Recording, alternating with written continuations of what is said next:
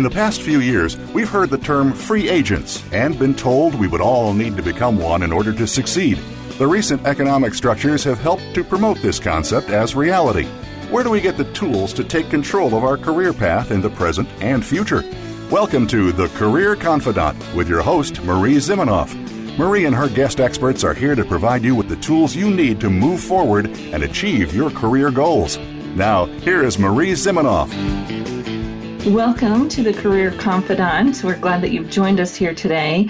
Today we're going to be talking about a topic that is hot in the news, which is the disparity between women's pay and men's pay, how women can take control of that and do some things for themselves to close that gap. And as well, we'll talk about some other issues with women, but I think they apply to other men and others who may be re-entering the workforce after taking a break, or people who might be dealing with some kind of gender bias in the workplace, which we typically think of as women, but of course there are men in roles that are typically dominated by women who may be facing that same bias. So we're going to go through some of the tips and resources that you could need to improve your work situation if you're facing some kind of bias, specifically gender bias, re-entering that workforce, or dealing with some of the other issues that are typically faced by women in the workplace. And if you listened to the show a few weeks ago, we had Kate Bate on the show, and she wrote a gutsy manifesto for women to be more gutsy in the workplace and how the good girl doesn't always get ahead. So if you didn't listen to that show, I would encourage you to go back and listen to it. It will build nicely onto what we're going to talk about today, especially if you are struggling in the workplace, whether you're a woman or a man, and facing some of those issues where you feel marginalized in the workplace. And I'm going to acknowledge right up front here that of course that happens for many reasons.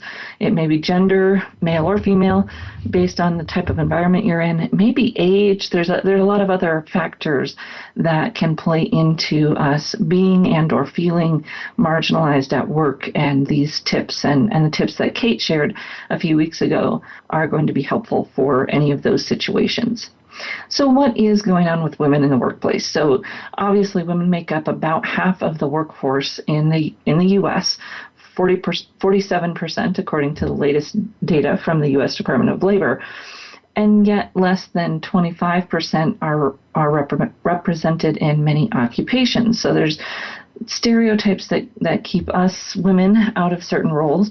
And of course, that is true vice versa, but on probably a much smaller scale, so much so that they don't necessarily have data around it.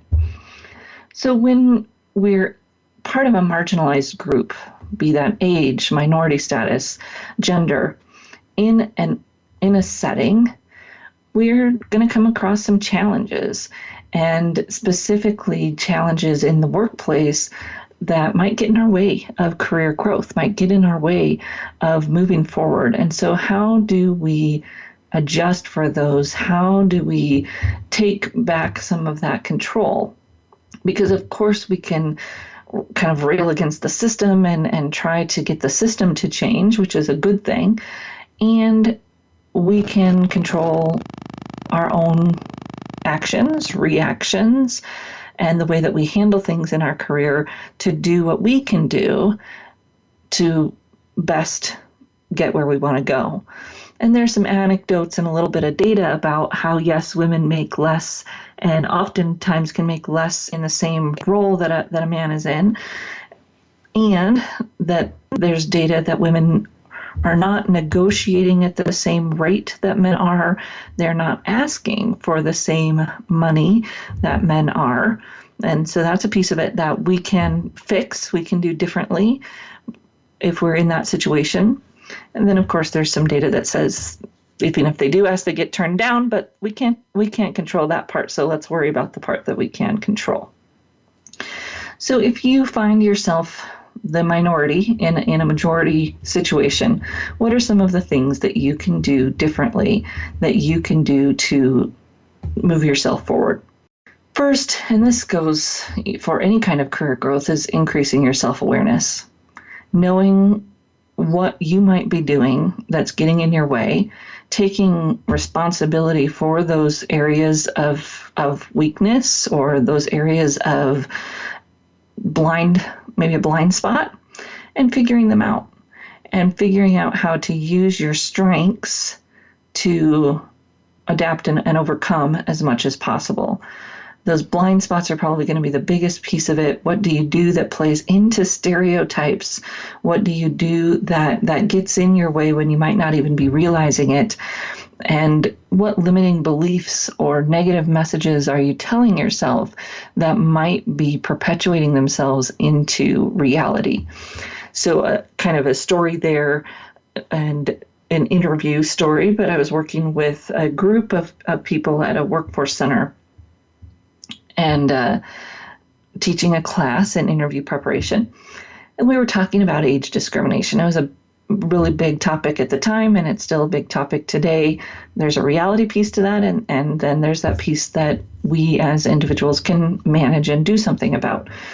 So we were going through this process and talking about age discrimination and what the individuals could do about it themselves.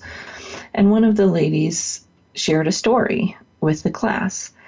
And she said that she went in to interview for this company and right away thought, wow, this company's really young. It was a kind of call center environment.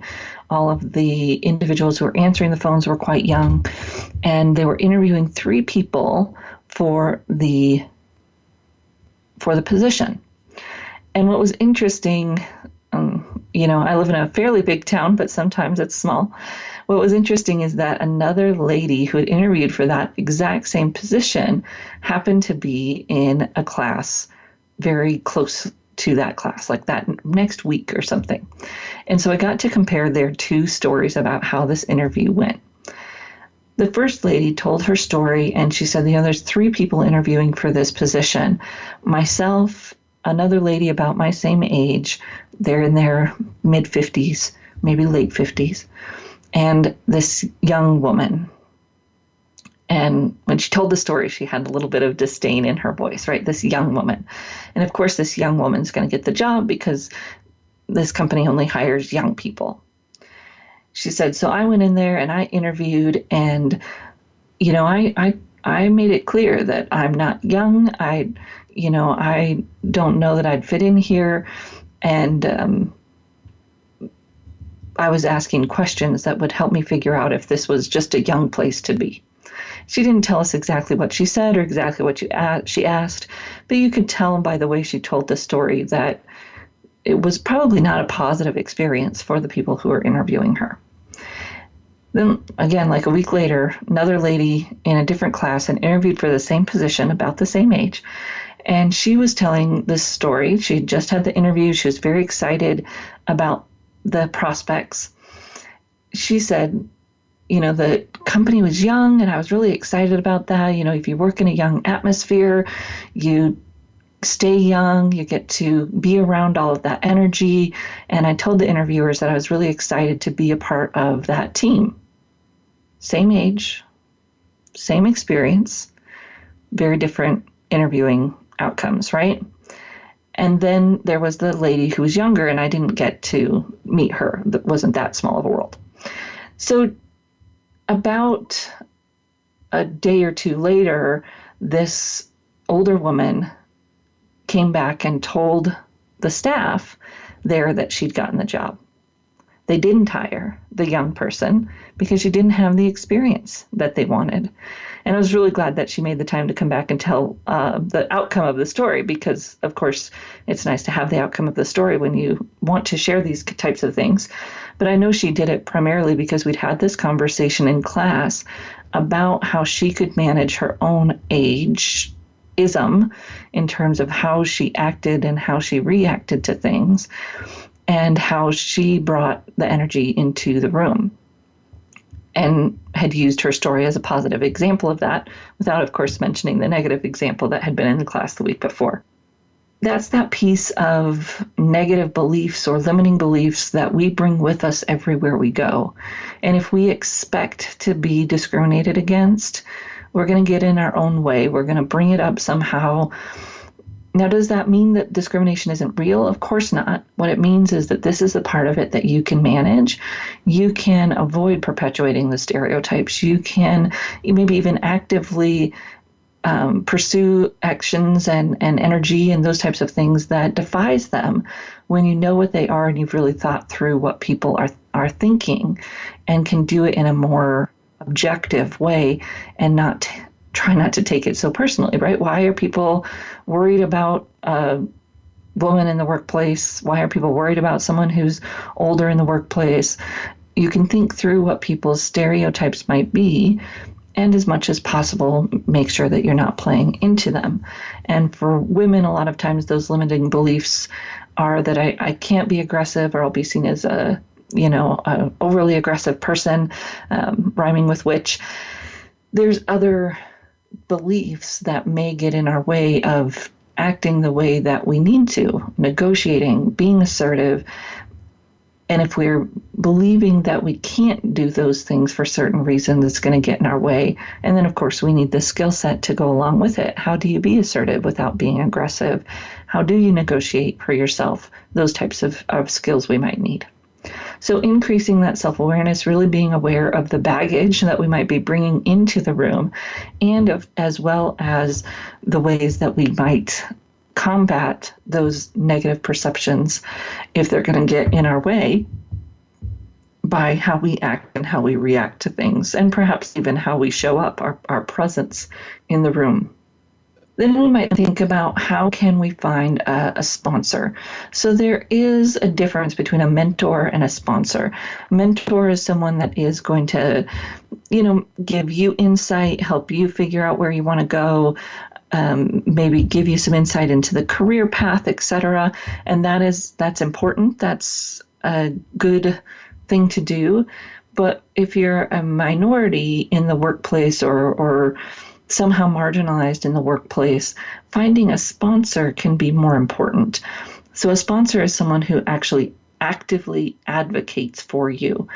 And if you are in the marginalized population in your workplace, it would be important to find a sponsor who is not. So someone who is of that voice. So if you're female, finding that male sponsor who can advocate for you and be an equal to the people that he is advocating to you for. So if it's even a higher level female in the office, the odds are that she's being marginalized as well to some degree and really isn't going to be as strong of an advocate for you as people who are in that majority already. So kind of a weird thought, but was at a presentation at an HR meeting where the woman was talking about this and how part of the problem for females and for young people is often that their group, their in-group, their network, the people that know them the best, doesn't include the people who are not marginalized within the organization or whose opinions are really valued within the organization, because we tend to hang out with people who are like us. So most people who are young have a network who are young. Most females have a network who is female. So when we're thinking about that sponsor especially, it's getting outside of the group, our usual network, to bridge and get a sponsor who is someone that isn't in that perhaps marginalized population. So as you're thinking about that, if you are a female at work and you want to move up, you want to get into that next level of leadership, who is 1 to 2 levels above you that is in that more dominant group, and finding that person to be your sponsor can help you move forward. Then there's kind of this whole piece about your brand. So branding isn't about being famous. Branding is about being selectively famous. So branding is really about knowing what you want to be known for. If you don't know that, it's really hard for someone else to advocate for you. So what do you want to be known for? What do you want to do? What are your strengths? You have to have that piece of insight about yourself. And then also who do you want to be known to? So who needs to know you? Because that's where you want to put your effort into, both by yourself and in the ways that you can build your own visibility at work, and with your sponsor and the efforts that they might put in for you. How are they going to know where to direct their efforts? Who do they need to be advocating to on your behalf? So knowing what you want to be known for, what are your strengths, what do you want to do more of, and then who really needs to know you and how can you get in front of them? What are the ways that you can stand out and be noticed, whether that's asking great questions at meetings, speaking at meetings, taking on special projects.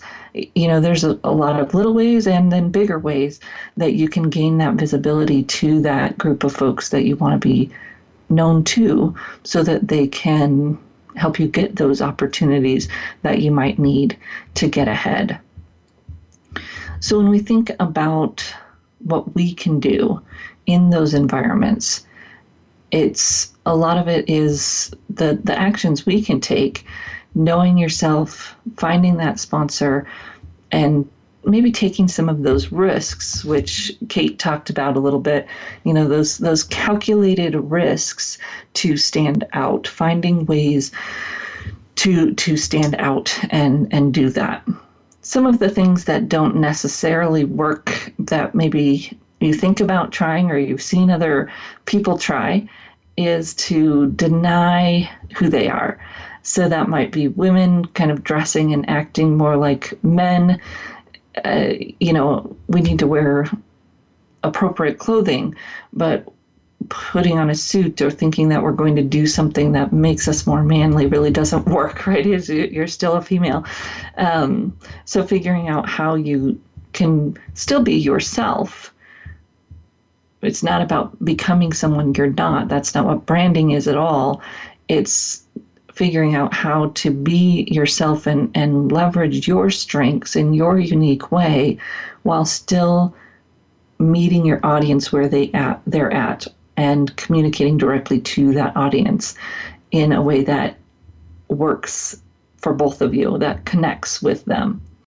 And when we're young and maybe dealing with age discrimination, that can be an issue because, of course, our image and our dress and what we do may be very different than what people who are older are expecting.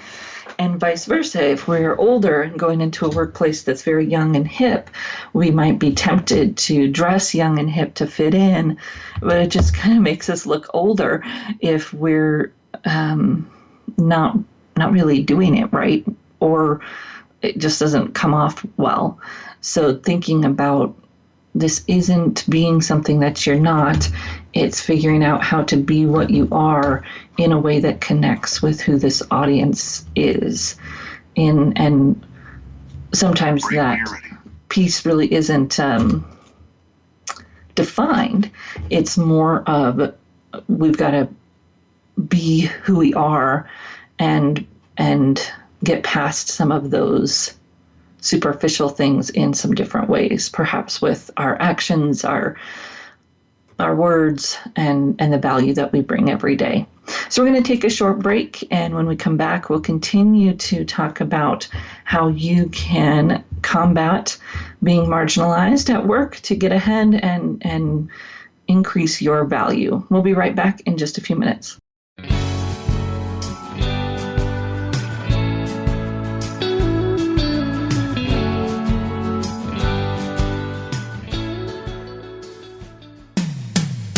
When it comes to business, you'll find the experts here.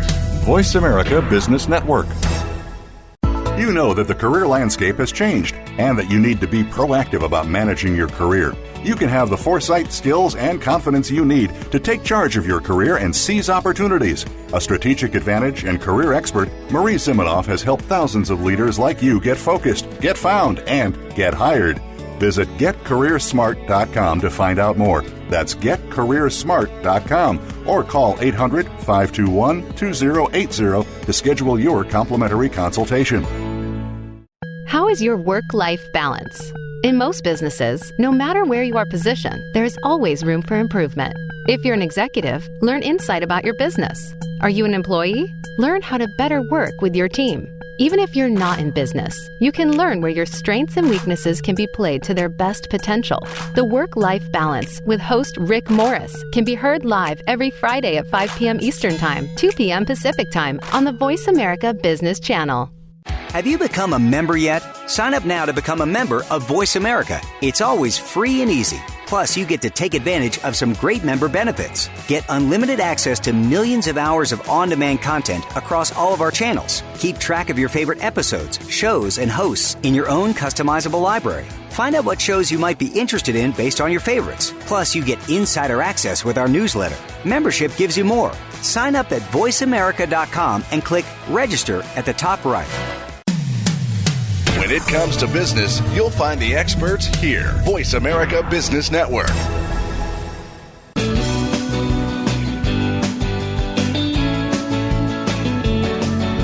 You are tuned in to The Career Confidant with Marie Zimenoff. If you have a question or comment for Marie or her guest today, please call 1-866-472-5790. That's 1-866-472-5790. You may also send an email to marie@astrategicadvantage.com. Now, back to The Career Confidant. Welcome back to the Career Confidant, and today we're talking about ways that you can combat being marginalized in the workplace. So this might be age discrimination, gender disparities that are happening, perhaps minority issues, although sometimes those go deeper than either of these other issues. I think the topics and tips that we're talking about can help in that situation as well.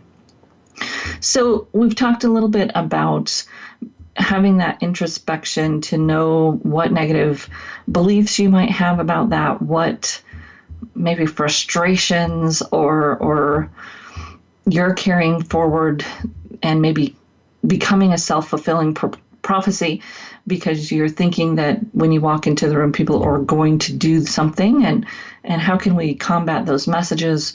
Talked about getting a sponsor, someone who's in that majority group that can advocate for you and help you get where you want to go.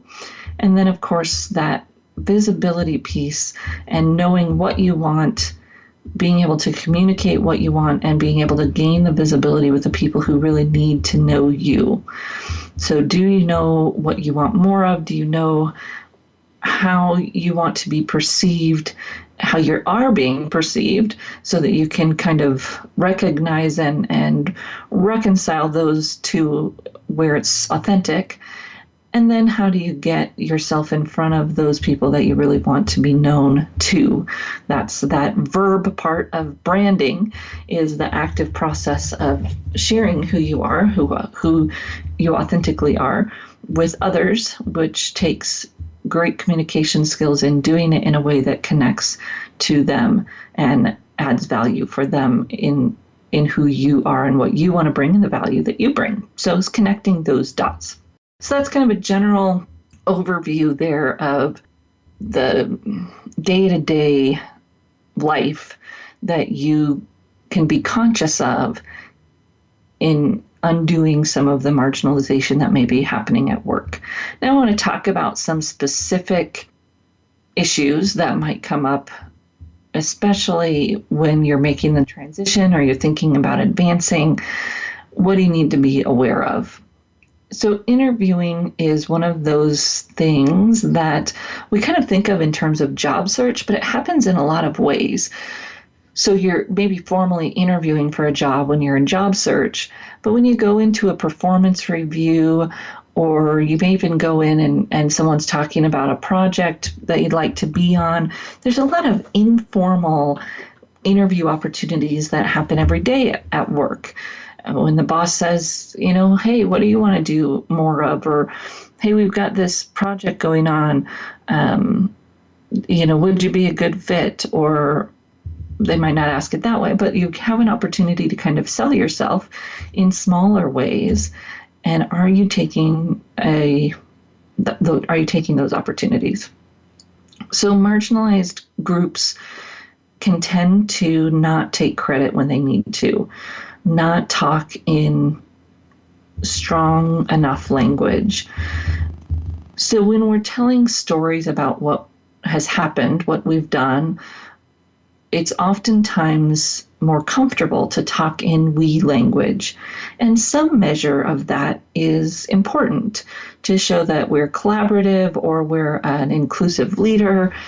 There are times, of course, we want to make sure we share that, we share the credit, right? We share the story with those that made it happen. Very important. However, if every time you tell a story, it's a we did this, we did that, especially if you're in some of these marginalized groups, it's going to rub the wrong way because it feels like you don't have any power, you can't take anything on by yourself, you can't accomplish anything by yourself.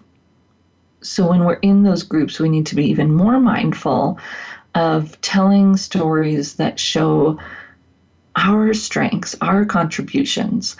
And perhaps instead of using the we to make that story feel less like bragging, to make it feel more comfortable, there are other ways we can do that, right? We can talk about, oh, I really enjoyed that project, this happened, or I really enjoyed the opportunity to do that on the project.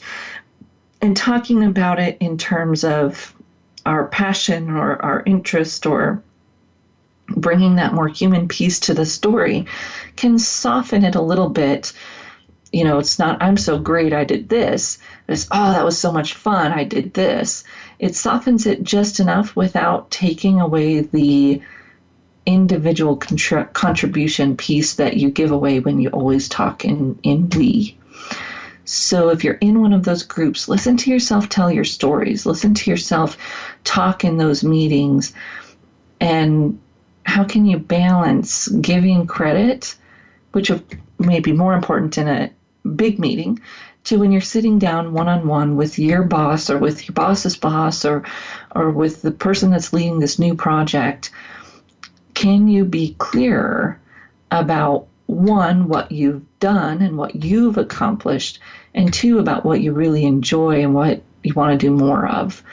And those pieces going together can be really helpful for you. So putting those pieces together and telling the story that's true. We don't want to overstate our impact, our contribution, but making sure that we're not always we. You know, it's like, well, who's that? You and your shadow, you know? So thinking about how can I be clear about what I've done? And when you talk about things that you really enjoyed or the piece of it that you know was a lot of fun, one, you get some excitement and energy in your voice, which is going to help that person go along with you and be excited with you. And two, then brings a different flavor to the story. So balance that, especially when you're in those situations where it is more of a quote-unquote interview, even if it might not be a formal interview for a new job. Then you come to those places where we get to negotiate. And a long time ago, I did some work on this for women in negotiation. And most of what the research says is that we, as women and perhaps as marginalized groups in other ways by age, worked with a lot of college students who had the same issue, don't feel like we can ask. So women tend to do it because their standards for themselves are much higher. And I know that kind of sounds bad, men, and I don't mean it that way, but when they do the research, they say that women won't apply to a job unless they have 100% of the qualifications, and men tend to apply when they have 70 or 80%. That's not wrong on the man. It's actually wrong for the women because HR people tell us that they expect the candidate to have around 85% of the qualifications. So women are missing out on a huge pool of jobs they could apply to because they're overly critical, maybe overly self-critical, and don't understand the way the game works. And the game says that if you have 80, 85%, apply. Same thing is true when we're negotiating salary. Whether we're young or we're marginalized for some other reason, we feel like we can't go in there and ask for a salary. Oh, I haven't done that good of a job, or oh, I'm too new to the job, or oh, I'm 10 years younger than everyone else on the team. Whatever it is, those negative thoughts that we put into our own head of reasons we can't do it, the number one reason that women don't get more money is because they don't ask. And I'd love for that data to go away so we could really look at the data of how often do they get it versus men. But right now, the data really is so dismal in terms of how often they ask that it's hard to put much stake in that other data. So this is up to us. This is squarely on our shoulders to take the risks and ask.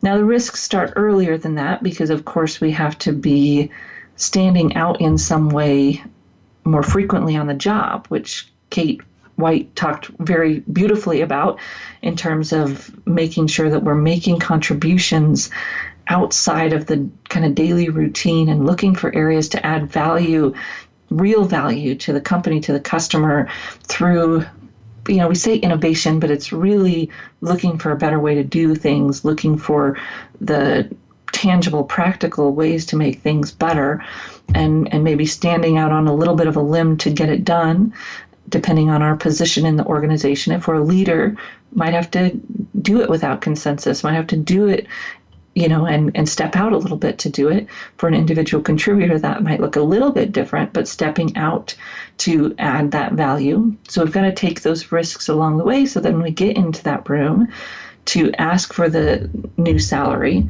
we can do it. Now, men don't necessarily think like that, right?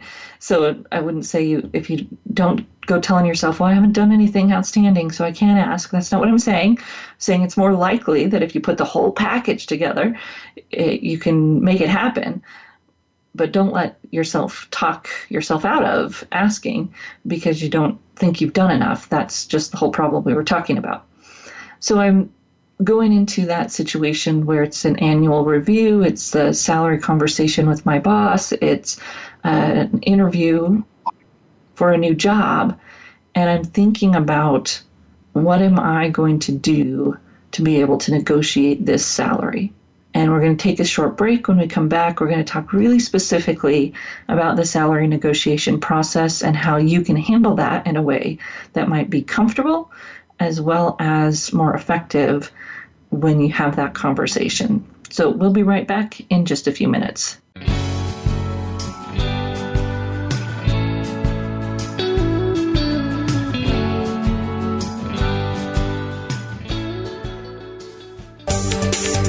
From the boardroom to you, Voice America Business Network. You know that the career landscape has changed and that you need to be proactive about managing your career. You can have the foresight, skills, and confidence you need to take charge of your career and seize opportunities. A strategic advantage and career expert, Marie Zimenoff has helped thousands of leaders like you get focused, get found, and get hired. Visit GetCareerSmart.com to find out more. That's GetCareerSmart.com or call 800-521-2080 to schedule your complimentary consultation. How is your company's marketing plan? Could it use a little help? For most businesses, the answer is yes. Tune in each week to Marketing That Won't Break the Bank. Host Janet Kunst and her guests will show you how and where to bring your marketing to the next level. Each show will feature action strategies that you can implement right away and see results. We'll make this easy for you. Start by tuning in every Wednesday at 12 noon Pacific Time, 3 p.m. Eastern Time on the Voice America Business Channel. Have you friended us on Facebook yet? Why not? Just go to facebook.com/Voice America or search for the keywords Voice America. Once you are part of our Facebook network, you'll receive daily messages about what's happening with our shows, this week's featured guests, and new happenings of the Voice America Talk Radio Network. And you can add your voice to the always active discussions on our wall. Just go to facebook.com/Voice America or search for Voice America. Voice America Business Network. The bottom line in business.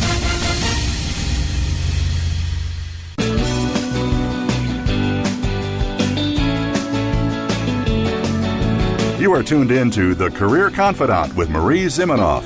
If you have a question or comment for Marie or her guest today, please call 1-866-472-5790. That's 1-866-472-5790. You may also send an email to marie@astrategicadvantage.com. Now, back to The Career Confidant.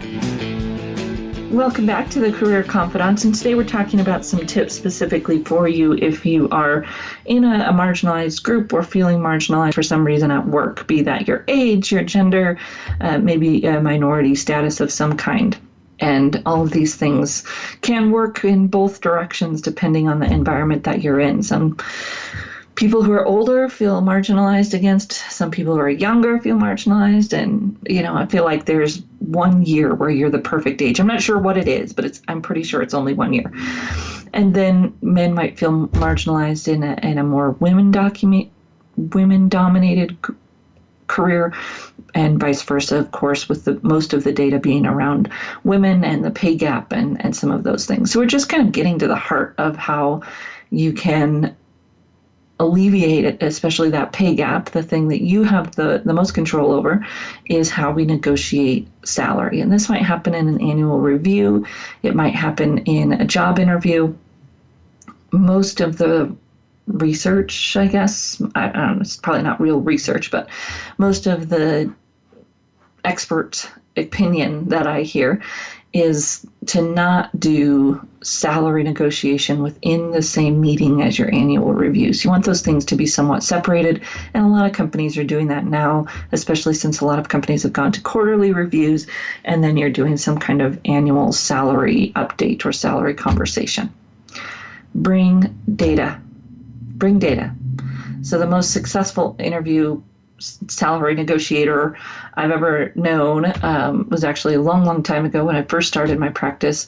And she did this. She got the data. She had the job description.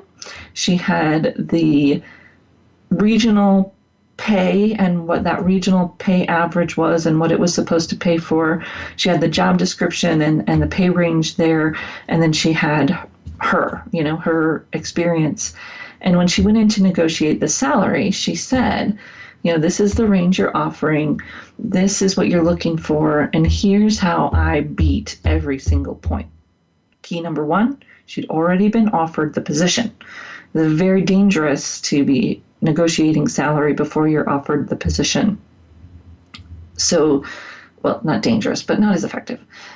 Best to be offered the position first. Then they've already made the investment into you. They have told you they want you. Most likely, they don't want to go through the process again. And you have some kind of offer on the table. We'll talk about what to do before that here in a minute. So she had the offer, the salary range that they were offering, and then she had herself.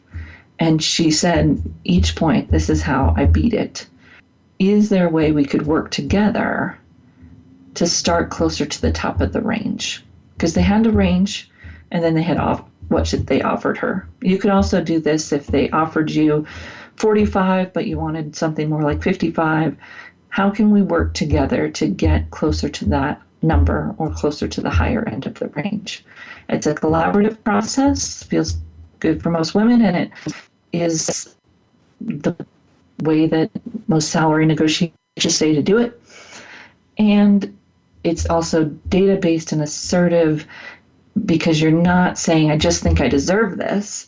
You're saying, here's why this makes more sense and how could we work together to get there. She won, right? Even at the job she was applying to was a state job. They don't typically negotiate. She had a good process. She had a good reason. She had good, clear strategy for her negotiation, and it worked.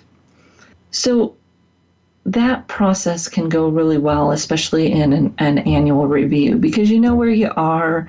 You probably know somewhat in terms of the range of types of salary increases they give, but then you have to bring the data. You have to bring the backup material. This is where you have to fight that inner desire to marginalize yourself. So you are the number one person probably who marginalizes yourself. Most of us are, no matter what group we're in, right? So you have to fight that urge to marginalize yourself and go in there and advocate for yourself. Write down those facts. Keep track of it through the year. What are your accomplishments? Where do you add value to the team, to the projects, to the customers? What have you done to contribute and challenge yourself to not marginalize those contributions and have that data when you walk into that meeting. Ask for those opportunities to level up, whatever that looks like. It might be that you move from an engineer 1 to an engineer 2 to an engineer 3. And the people who ask get that done for them. The people who don't ask don't. That's the way it works. It's not who's better and who's not. It's the people who push, not in a bad way, but who ask and, what do I need to do to get to that next level? Those people are the ones that get it. It's not really about any kind of performance or being someone's favorite. It's about knowing what to ask and when to ask and actually doing it. So when you're in a job interview, it might look a little different because, of course, they're going to ask for your salary requirements further ahead. I advocate the position of not sharing a number unless you absolutely have to. So you might have some kind of screening interview where they ask for your salary requirements, and you can try these questions in that interview. They may not work because the person's just gathering data. They don't have any power or any, they're just gathering data, but you can still try these. So the first thing is always you can ask, what's the budgeted range for the position? What is the budgeted range for the position? So they say, well, what are your salary requirements? Oh, that's a great question. What do you have budgeted as the range for this position? Sometimes they'll answer, sometimes they won't, but at least you can ask. Then they might say, oh, no, we really need to know what you would like to make. And you can say several different things depending on the situation and what you feel might help you the most. If you really feel like sharing your range, although they're asking you your desired range, and if they ask you your salary history, if it's really going to hurt you, I would try giving them a desired range anyways. And that should be based on research. So you've gone out to salary.com or onet.com, something, and done the research to figure out what the general range for that position is.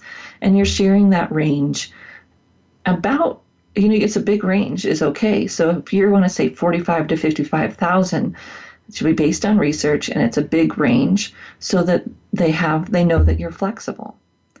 When you do that, then you get to that point where you are showing that you know something, you're being negotiable, but you also need to be comfortable with any number within that range that you share so that you can negotiate from there. So you first ask, what's the budgeted range? They say, no, we really need to know what you want to make, or we need to know what you've made in the past. Share that desired salary range that's based on data. Or you can also say, I look forward to talking to the team about salary when we've decided I'm the right person for the job. Sometimes that might work, sometimes it won't. So we're going to talk just a little bit more about this salary negotiation when we come back, and then move into some final thoughts of what you can do for yourself if you are finding yourself to be in a marginalized group at work. We'll be right back in just a few minutes.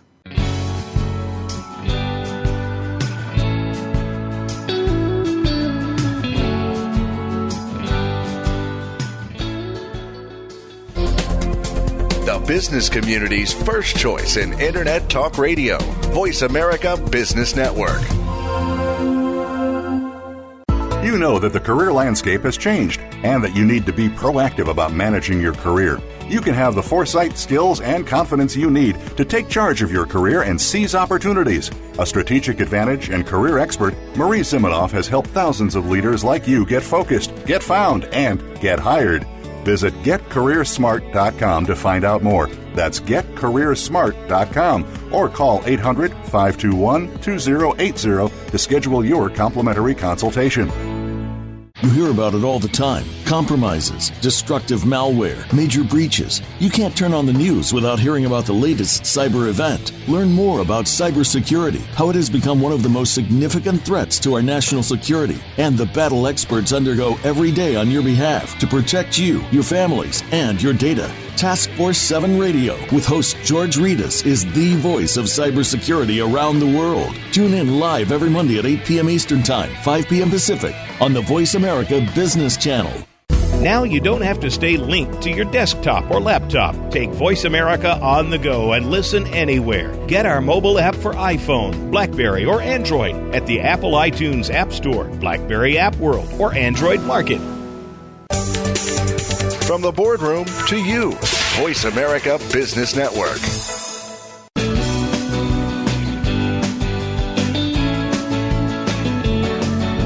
You are tuned in to The Career Confidant with Marie Zimenoff. If you have a question or comment for Marie or her guest today, please call 1-866-472-5790. That's 1-866-472-5790. You may also send an email to marie@astrategicadvantage.com. Now, back to The Career Confidant. Welcome back to The Career Confidant, and today we've been talking about what to do and how to advance your career if you find yourself in some kind of marginalized group at work. So it may be age discrimination, gender discrimination, perhaps ability, disability, or minority status. We were just talking about interviewing and salary negotiation. Of course, this applies to anyone who's negotiating, but very important for those who typically don't negotiate to understand how they can do it. And this process is made to be more comfortable for you and for the interviewer because of how it's set up. So again, if you're in an interview situation, the first thing we're doing is asking for that budgeted range. I would recommend you do that all the time. It doesn't hurt. It's one question. What's the budgeted range? Sometimes they'll say it, sometimes they won't, and you can move on to the next step. Most of the time, the next thing they'll say is, no, we really need to know what you want to make or what your expectations are. And they're doing that because they want to see if you're way off. They can't meet it. It's not worth moving any further. If you're really cheap, that mean good things or bad things, depending on the interviewer's perspective, but it's probably not good for you either way. So I recommend having some kind of researched range. So you've talked to people, you've looked at the websites, whatever you can do, salary.com, onet.com, find out what that job typically pays. And you can break both of those down into region. So you can find out what that job in that region typically pays. And you share a range that is large, 10 to 15,000. So somewhere between 45 and 55,000, based on my research, seems like it would be appropriate for this position. Or you can say at that step if you'd like to, I look forward to talking about salary if we agree that I'm the right person for the position. Those are both options.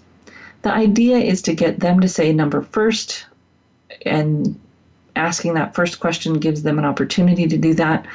If you really want to push, you can push. If you want to just go to the range the second time they ask, that is good. At least we've tried to do that negotiation. Again, you're not really negotiating at this point because they haven't made an offer. You don't really negotiate until they make an offer. And then you go in there with your data and why you deserve to be closer to the higher end of the range or have an additional 5, 10,000, whatever it might be, based on your research and based on how you match up to the job description that they're looking at.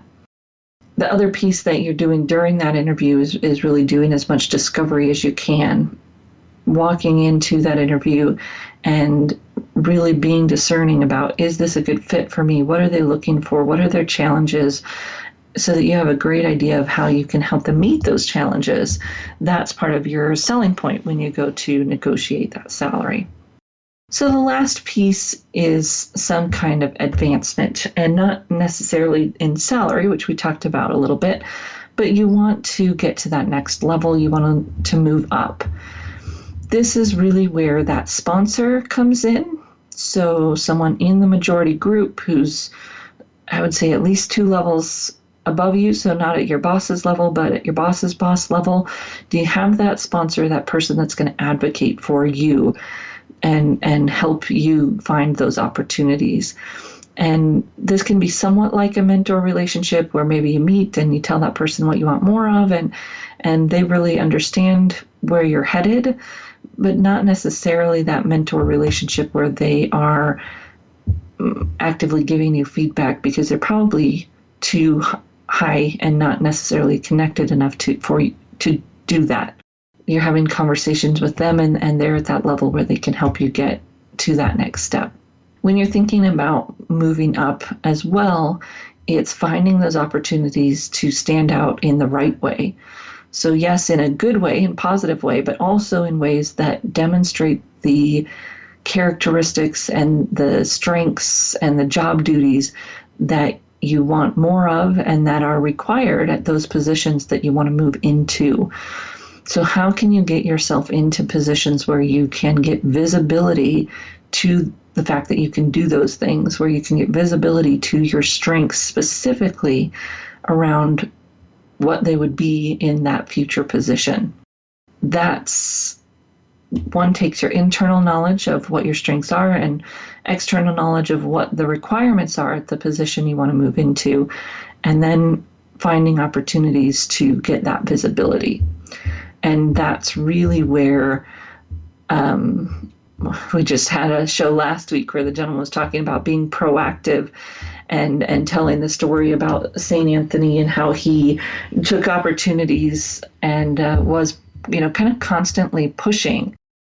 That's really what it takes. And, it may seem like other people get places without doing that, but I bet that if you could see what they really did, you would find out that that's not true.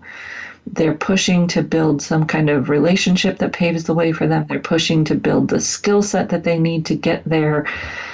They're doing something that is getting them those opportunities that perhaps looks like just magically come their way.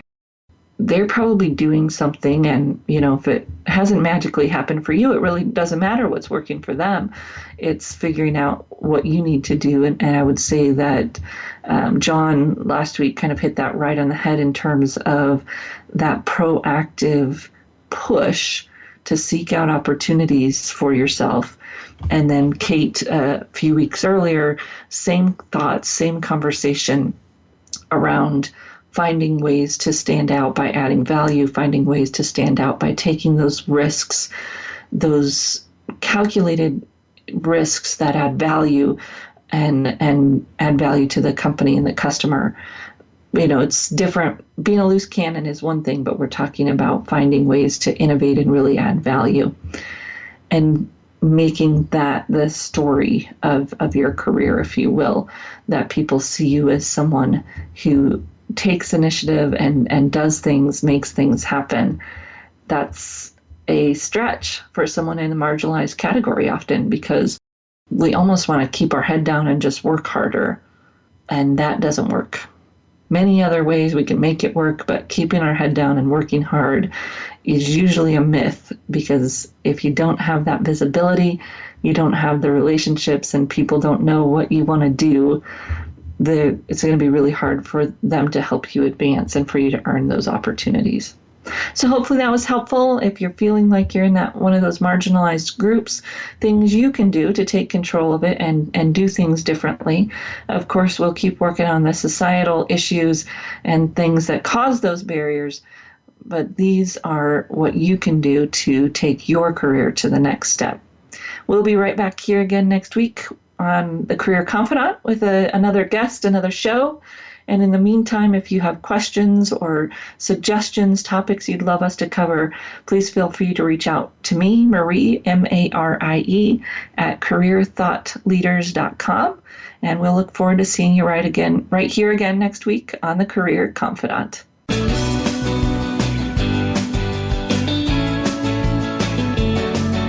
Thank you for listening to The Career Confidant. Marie Zimenoff will return again with another terrific guest next Monday at 6 p.m. Eastern Time, 3 p.m. Pacific on the Voice America Business Channel. Be sure to join us then.